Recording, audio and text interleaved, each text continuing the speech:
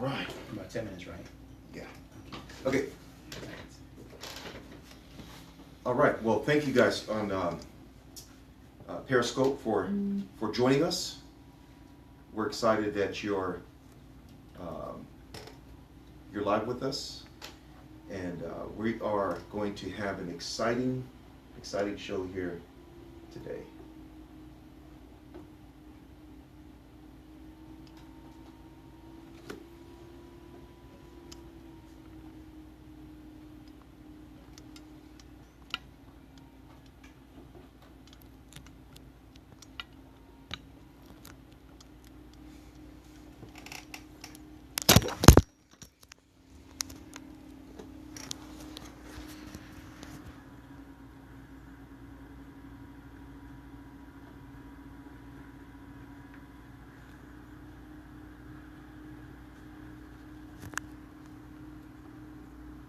All right. Well, welcome to this podcast. I'm excited for you who are live watching this show right now on Periscope, and those who are listening to this podcast versus, via audio, and who are watching this on YouTube.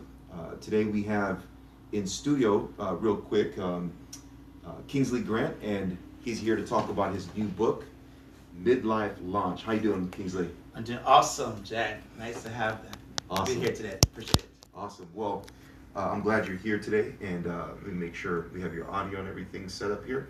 Well, tell me a little bit about yourself. I know that you are a counselor. Tell me a little bit more what you do and what motivates you to do it. Sure. Actually, as a person myself who have gone through the transition, because what happened, I realized that people many times in this stage of life tend to believe that somehow they are washed out there, it's too late to do anything. So from my background as a counselor, a therapist who have studied life cycles, realized that this is one of the most beneficial or actually exciting time for a person to really launch themselves and do what they've never done in their past. I believe everything up to this point is what I call the pre-launch. So it's getting ready to launch. So now is the launch stage. So my background, having gone through it myself, Sure. and transitioned, I think I'm the right person to talk about this. Yes, amen. And I didn't realize it when I asked you what midlife is. That's ages, technically. Technically, I think about, according to Erickson, the psychologist, have said is 37 to 64. That's how he kind of framed it. I mean, that was way when people were living to be like 70. I'm 41, well, and I still felt like I was 18, 19. Yeah. I think today I became aware that I'm in my midlife. Yeah, sometimes we are in denial sometimes. Oh I was in denial for a long time, and I realized that when we just own it and really embrace it, I believe that's when we can really just like a rocket take off. Absolutely, and so. Wow, I'm midlife, and you know what? You do feel like if you don't make it happen in this next third, fourth quarter, I think it's third quarter midlife, and then your seniors, your fourth quarter. Yeah. If I don't make it happen in the third quarter, fourth quarter is going to be a tough basketball game. Tell me a little bit about what you're saying to people like me, who are hitting 45, 50, and basically they feel like, hey, the game is about to end, and I haven't really made an impact. See, I believe that you are at, I call the experience advantage, because you have accumulated over the years some experiences and the maturity that you never had then, or you could never have had then. Sure. So you've learned some processes, you've learned some systems, you've learned some strategies. Why put that to waste? This is the best time to take all of that and put it in one place at the midlife, launch that, and you are able to get to where you want to get much faster, because you've been there, done that. Sure. And I know that people from different spiritual backgrounds call that wisdom. Yeah. And so that wisdom is not only having knowledge, theoretical, kids sometimes know what to do, but understanding when to do it, how to do it, because you've actually learned through experience. So that's great. And then now this book that you're coming out with, is it a hard read? Is it something that I'm going to have to pull out a dictionary? How does it speak to someone who's busy like me, as a husband, a father, a businessman, someone who works in a nonprofit sector, how does it speak to me in layman's terms? I think it does help because each chapter is designed in a way where you can read one chapter and get something from that and take an action step. So, for example, the motivational factor of this book for me is the fact that my mom, she died in 2011. And my mom was a school teacher all her life. And so, but she wanted to be a nurse. And she never actually became a nurse. And she would have been an incredible nurse. Before she died, my sister asked her this question, Mom, if you could do anything else in life, what would you do? My mom, without skipping a beat, said, I wanted to be a nurse. That nurse is now in the graveyard.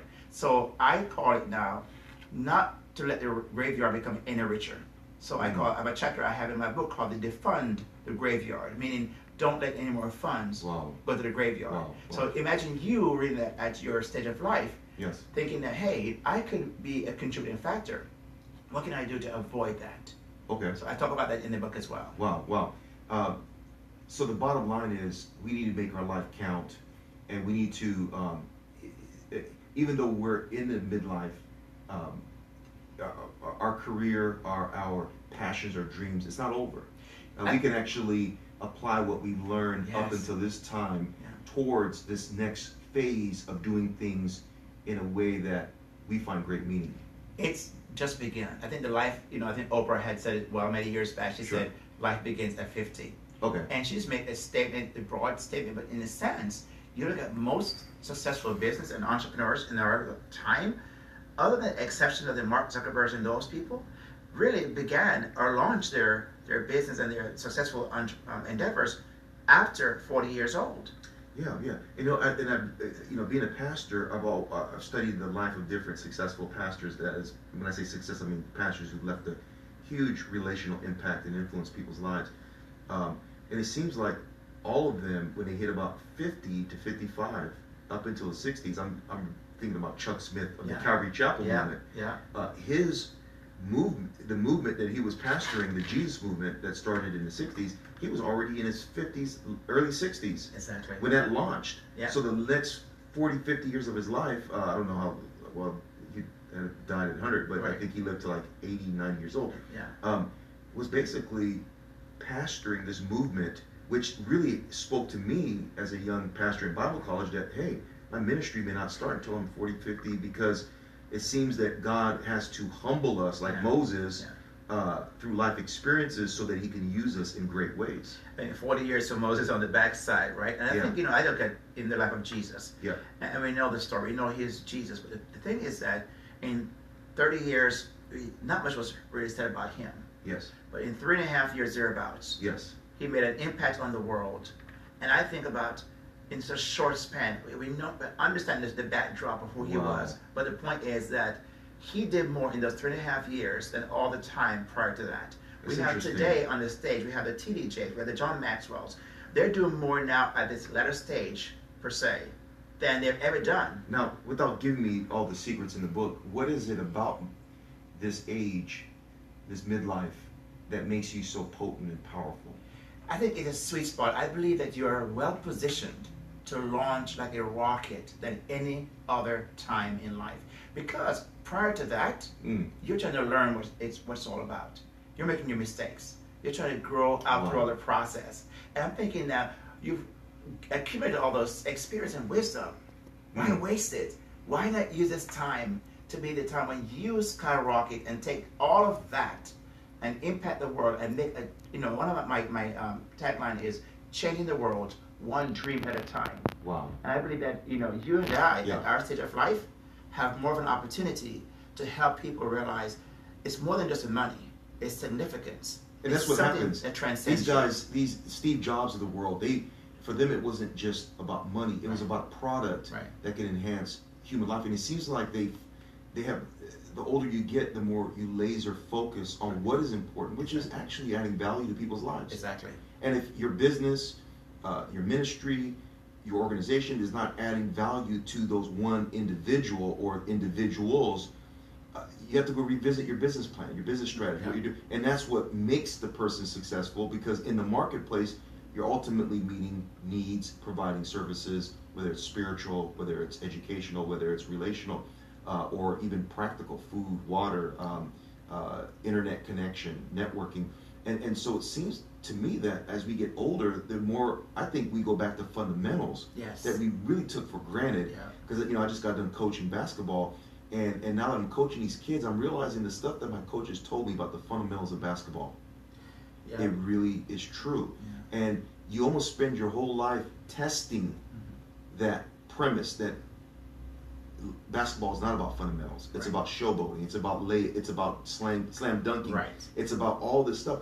And is it that as we hit our midlife, we really get to our senses and realize, you know what? There were some fundamental principles and truths that our grandparents told us, right. our parents told us, and now you learn the hard way.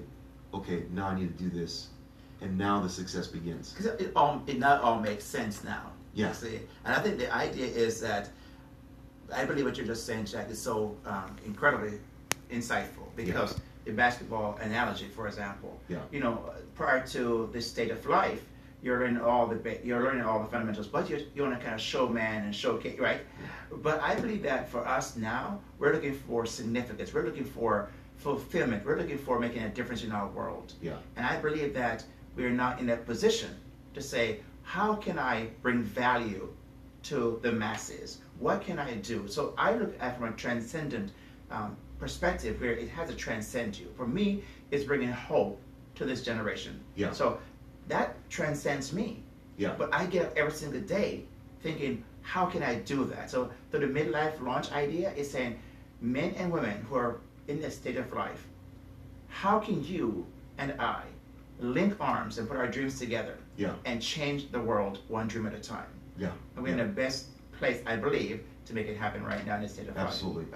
Well, you guys, this was, again, a quick interview, and I'm grateful for Mr. Grant, Kingsley Grant, to be here in the studio, and you can actually get more information on him at his website. What is the website exactly? It's you can go to kingsgrant.com. Okay, kingsgrant.com, and it is exactly the way it sounds.